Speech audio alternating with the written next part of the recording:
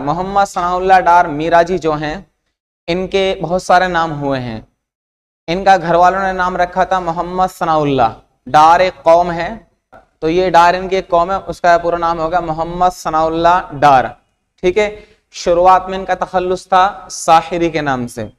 बाद में इन्होंने, जब इनकी उम्र हुई, इनको एक मीरा सेन नाम की लड़की से मोहब्बत हो गई, तो उसी मीरा सेन के नाम की वजह से इसने अपना नाम रख लिया मीराजी, एक तखल्लुस बना लिया।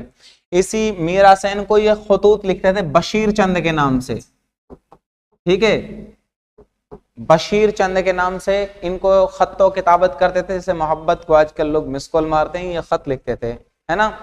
ये हो गया एक नाम। एक नाम इनको अदबी गांधी के नाम से पुकारा था नून मीम राशिद ने, नजर मोहम्मद राशिद, उसने इनको अदबी गांधी के नाम से पुकारा था।